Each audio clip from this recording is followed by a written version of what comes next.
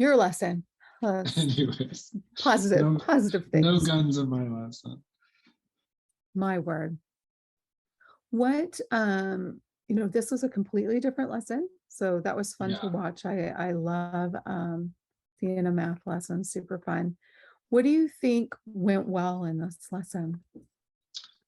Um, I think that I've gotten them to a good point where the math might not be as challenging, like the calculation part, but getting them to verbalize how they solve it, I think is really important, especially with math.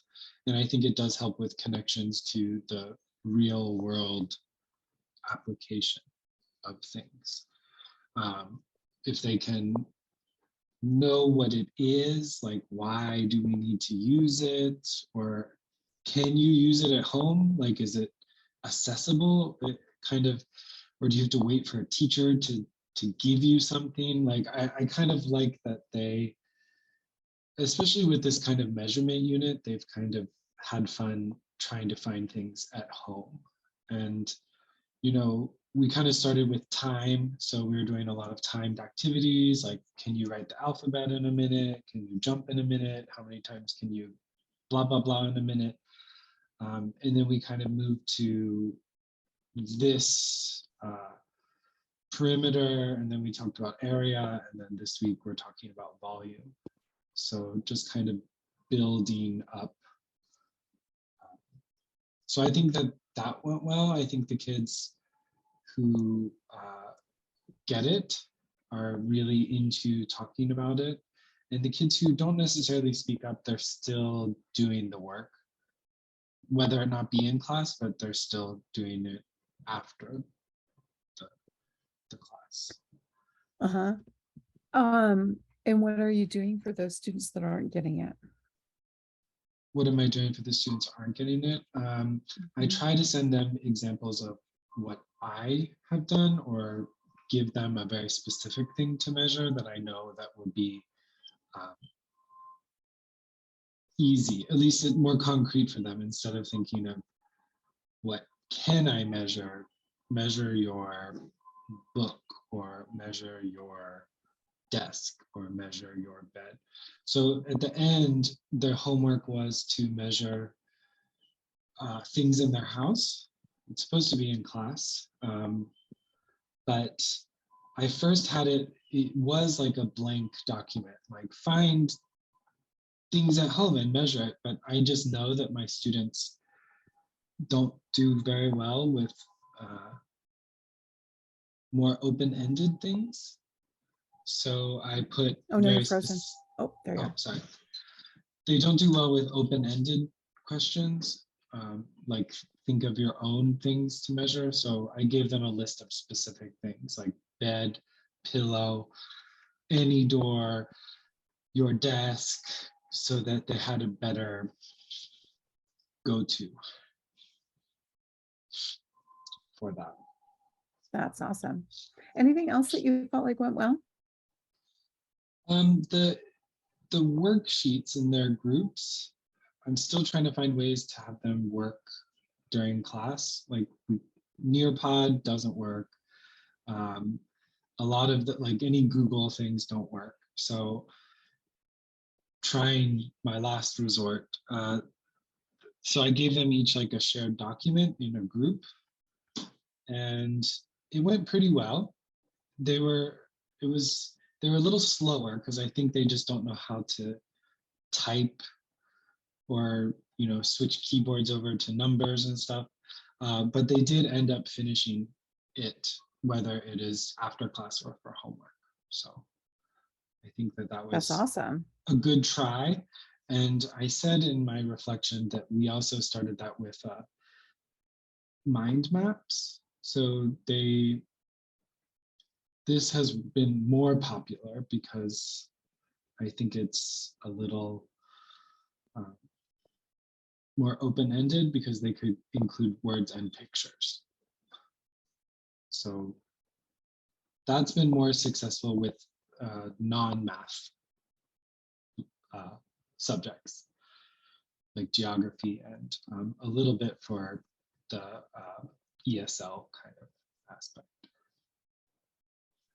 So what would you do differently if you had to do this lesson over again? I if I really could do it, I would try to make it even longer. Try to make it more at home, like maybe make a video of something that you found or describing a shape, to kind of get the parents to monitor the progress. But that has been very difficult since we've started online. So I wanted to, but I just also didn't want to uh, confuse them in any way. So I wanted to keep it more contained to our classroom time, um, so that I could have some sort of observation and um, motivation for the kids to complete an activity, as opposed to an independent one where if you did give like a project, like this is our project, this is due on next Monday, it's a little more difficult, especially as time. So in terms of your learning objectives of the day, do you feel like you met them and they were to calculate the perimeter of polygons, to use a ruler to measure objects in real life, to record data and write perimeter of common objects found at home? Do you feel like you met all of those objectives? And then how do you know? I would say for majority,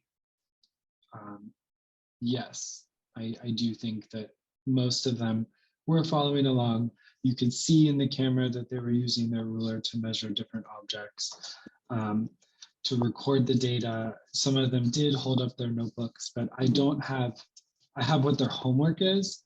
I don't have all of their class work per se. Okay. But they did share what they found and how they got it, some of them towards the end. Okay.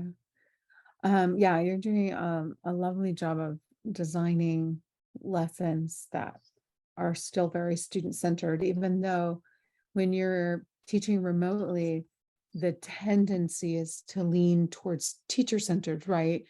Because you have them, you have them face to face, and it's really hard to be willing to kind of send them off to do something in the middle of a class and trust that they will do it.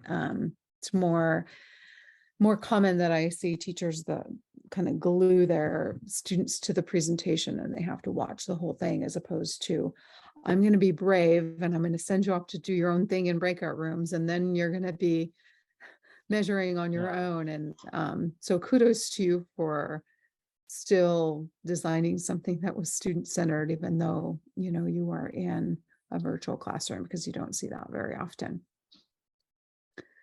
So in terms of standards 4 and 5, and I see kind of your comments and reflection, but what how do you know, how do I want to ask this?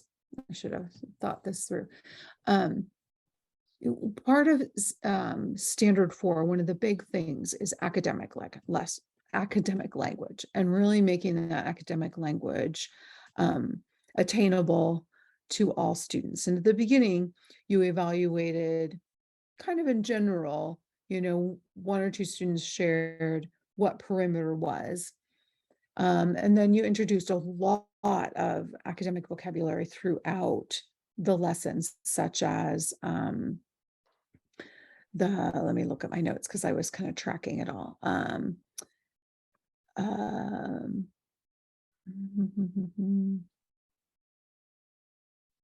The units, that's probably a new vocabulary word to them. So perimeter, unit, polygon, all those words, which are core academic knowledge. How do you know that that all your students are grasping all that new vocabulary? with some of it, it has been previously mentioned and taught in other classes. So we did almost 2 or 3 weeks about polygons, 2D and 3D shapes, Awesome. probably a month or so ago. The units, they they like I said, they have like a lot of connections between what they've learned in Chinese math class and um, what they've done in, let's say, the English math class. So when they see something like CM, they have had to use those units of measurements. And for the unit of measurement, I've kept it just to cm, m, just the meters, because it's too, especially online, it's too much to try to do feet, inches, different kinds of units. So I didn't want them to get too overwhelmed with too many units. I'm sorry, I think my VPN is being slow. It's okay. So is there any, so I guess what I'm driving at is kind of the importance of explicit vocabulary instruction. And there are some opportunities to connect the vocabulary and to kind of build their schema. And so when we think about math in particular, math teaching and learning is very schema dependent, right? And so, as you are teaching about perimeter, the importance of connecting that to what is perimeter in Chinese, and how do we say that in Chinese, and connecting it also to um, um, all the other kind of types of measurement and that they've done so far. And so you're doing a great job of like weaving and scaffolding all the different types of measurement together, but how can you connect it? I guess I want to challenge you and encourage you to try and connect also to what they've learned in their Chinese class and what the word perimeter is in Chinese, and make sure that those sides of their brain don't stay separate. This is Chinese math, this is English math, this is how I solve it in Chinese, this is how I solve it in English, but that those neural connections begin to meld. Right. I understand. So that it And doesn't stop it. we did have like a lesson on perimeter before this in the first class. I was trying to include it, but it just made the video too long. Got it. But I have started to do that more, especially with just because I agree with you. I've noticed that maybe they don't know what any of these things are, or what they mean in Chinese. Like they've seen it, but they need a refresher. So an example is for volume. I had kids explaining like, what does cm squared and cm cubed mean in Chinese for them, so that they started to make the connection. But I do see what you said mean, like probably more it should be included, especially for the lower level group who might need a little more support. Yeah. Guiding question 2 of standard 4 is also one I wanted to ask you about, because I didn't hear it in the lesson so much, and so I wanted you to speak to it just a little bit so I can be more informed about scoring standard 4. Did moments in the lesson come up where students had misconceptions, and what did you do about them?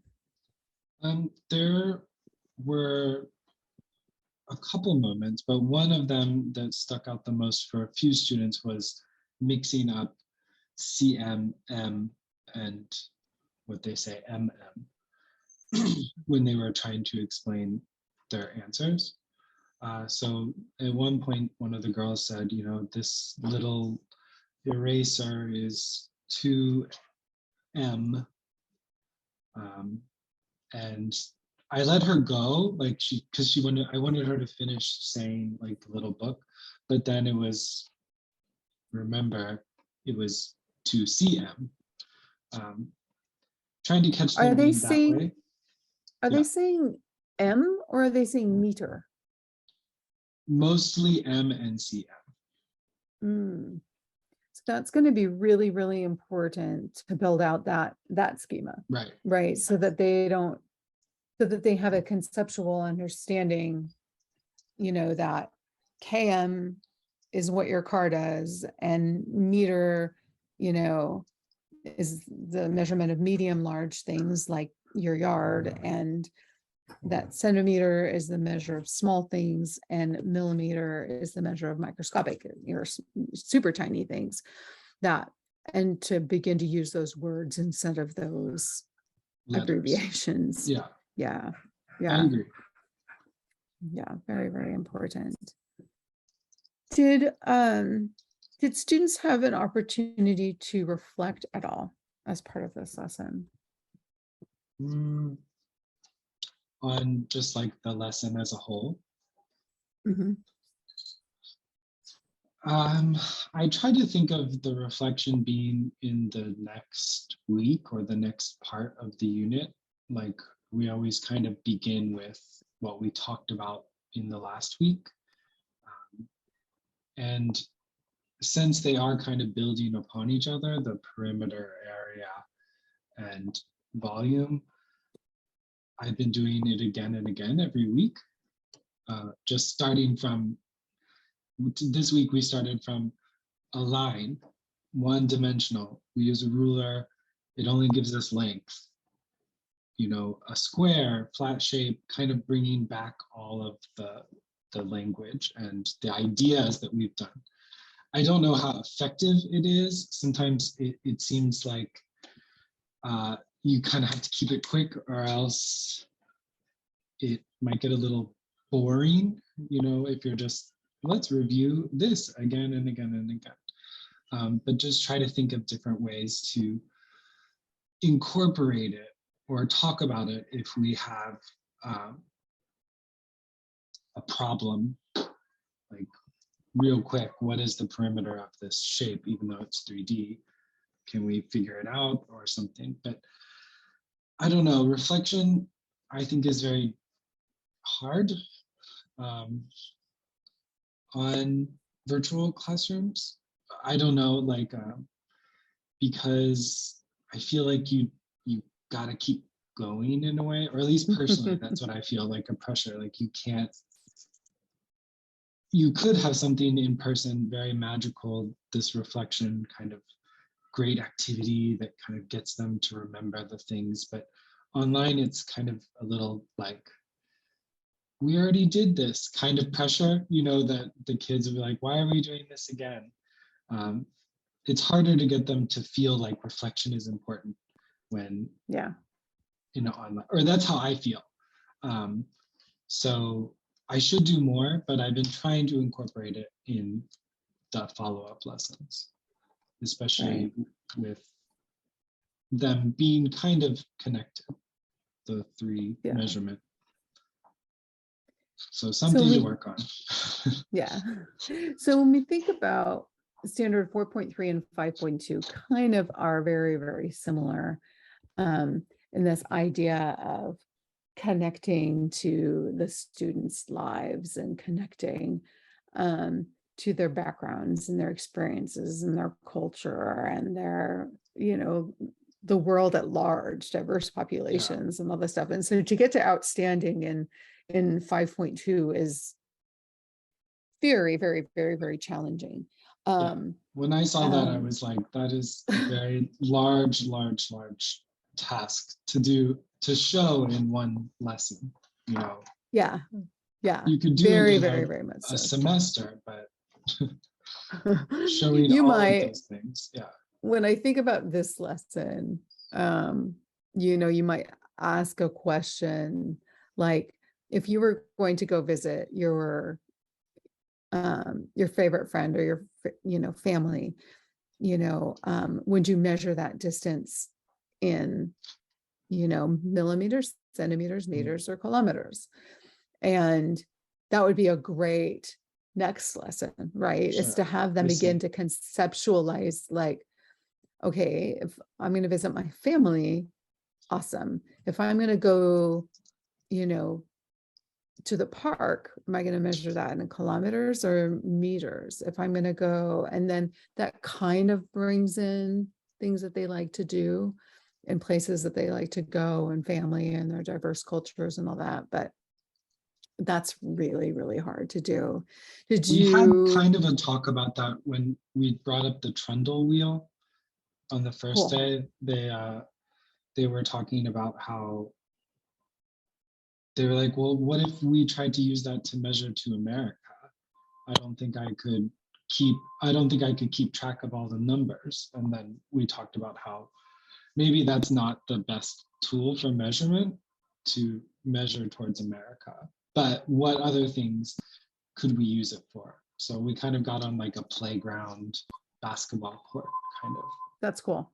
That's cool. That's good for me to hear because I'm like, it's so hard to see that in a lesson. I'm Yeah. like, oh, I'm looking, but you use technology really well in this lesson, which is 5.1. Did you bring in any interdisciplinary connections in this lesson? Probably not. Um, as I think I could have done more with kind of the connection in my mind is more about geography, kind of like the size. It would be a good way to relate like how many kilometers is this or how tall is this mountain, kind of ideas about measurement. We do include that in we did landforms last week. So like how tall is this mountain? It's the tallest one in South America. Or, like bringing up numbers and people and cities in those classes. But in this lesson, not necessarily as much. I was trying to just get them to get to the activity just so that we had time to do it. It was even late. I was trying to do it all in one period, but I ended up having to use the next period too, because they just had a lot of questions and they were doing a good job with explaining and following along. So I didn't want to rush it. So that's Yeah. why there was No, like a I little thought the break. lesson was, yeah, the lesson was beautiful. I mean, I thought it was really, really great. And I just need to kind of hear some of those other little anecdotes that help me Yeah. score 4 and 5 together. The next one is